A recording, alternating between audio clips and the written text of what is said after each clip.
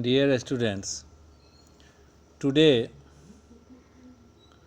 through this video class you will learn about the coagulation or flocculation, coagulating power or flocculation value, Hardy-Schulze rule,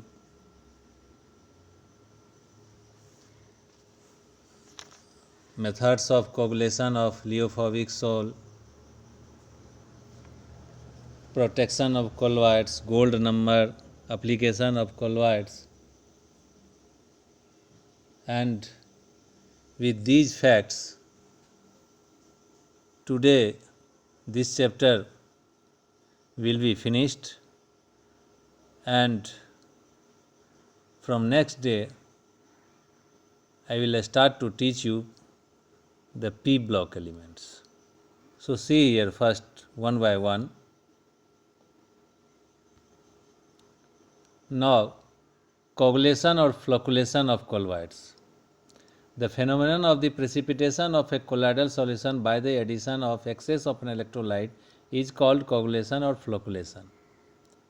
And in this respect there is a rule which says something about the coagulation or flocculation. Means this rule states mainly about that the ions carrying the charge opposite to that on Sol particles are effective in causing the coagulation of the Sol. These are called active ions. The coagulating power of an electrolyte is directly proportional to the fourth power of the valency of the active ions, and greater is the valency of the oppositely charged ion of the electrolyte being added, the faster is the coagulation. So this is about the coagulation and Hardy-Schulze rule. Now on the second page, flocculation value. The minimum concentration of an electrolyte in millimoles which is required to cause the coagulation or flocculation of 1 liter of a sol is known as flocculation value. Smaller the flocculation value of an electrolyte, greater will be its coagulating power. So both are two things, that is, one is flocculation value and other is coagulating power. If the flocculation value is minimum, coagulating power will be maximum. See here, to calculate negative sol of coagulate negative sol of H2S3 means arsenic sulfide, the coagulation power of different cations has been found to decrease in the order this one. Similarly, to coagulate a positive sol such as FeOH3 means ferric hydroxide, the coagulating power of different anions has been found to decrease in the order this much. Now, the coagulation power is inversely proportional to the coagulation value or flocculation value. So this is about the coagulation and flocculation. Now on the third page, the relative coagulating power of electrolytes may be compared as coagulating power of.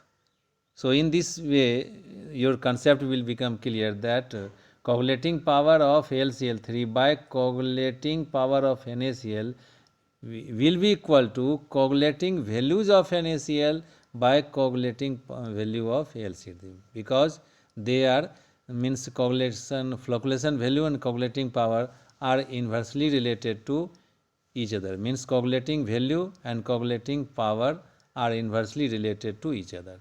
Methods of coagulation of lyophobic sol. The first one is electrophoresis, second is by mixing of two oppositely charged sols, and third is by boiling. Now on the fourth page, by the addition of electrolyte. So coagulation of lyophilic sols. Now the coagulation of, so this is about the coagulation of lyophobic. Now about the coagulation of lyophilic sol. We know that lyophilic salts are more easily formed as compared to lyophobic salt and are also comparatively more stable. The two main factors responsible for the stability of these salts are given below. So this is about the factors, means presence of charge on the dispersed phase particles, solvation of the dispersed phase particles or colloidal particles. Thus, upon adding a suitable electrolyte, the charge on dispersed phase particles can be removed. Similarly, so by adding a suitable solvent to the already prepared salt, dehydration of the particles can take place, which will lead to coagulation or precipitation.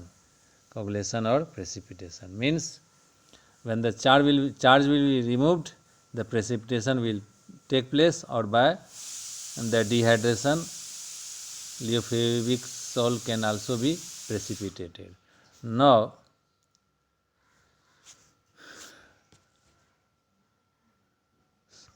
with the help of now, so see here,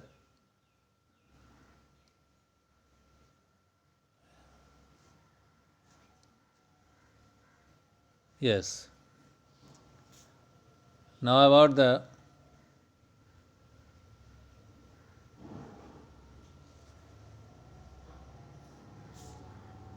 now protection of colloids. Lyophobic salts such as those of metals like gold, silver, etc. can be easily protected by the addition of a small amount of electrolytes. They can be prevented from coagulation by the previous addition of some stable lyophilic colloids like gelatin, albumin, etc. This is because when a lyophilic salt is added to the lyophobic salt, the lyophilic particles form a layer around the lyophobic particles, and these particles then form protects them from electrolytes. This process of protecting the lyophobic colloidal solutions from precipitation by the electrolytes due to the previous addition of some lyophilic colloid is called protection. Now the gold number. So gold number says about it, the minimum amount of the protective colloid, means gold number is a rule which says about the something about the protection of the colloids. Now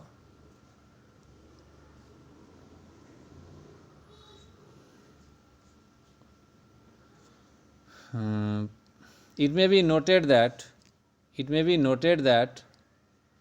so this is the definition of the gold number.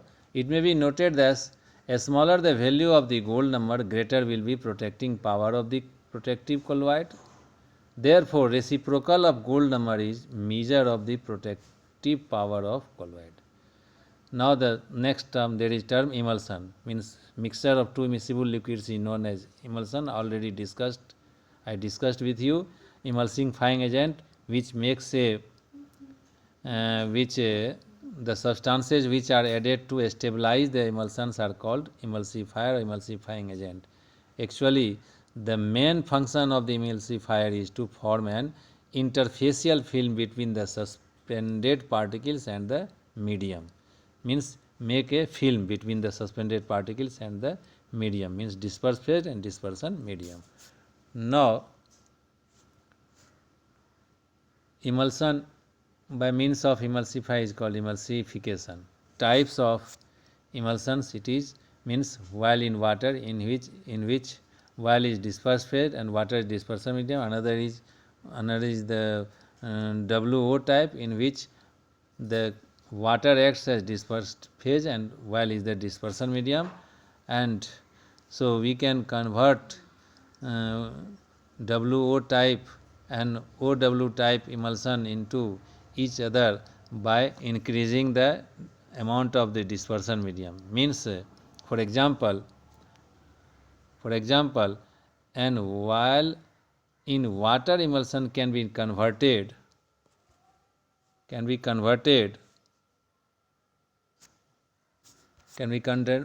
water in while emulsion by simply adding excess of while in the first case.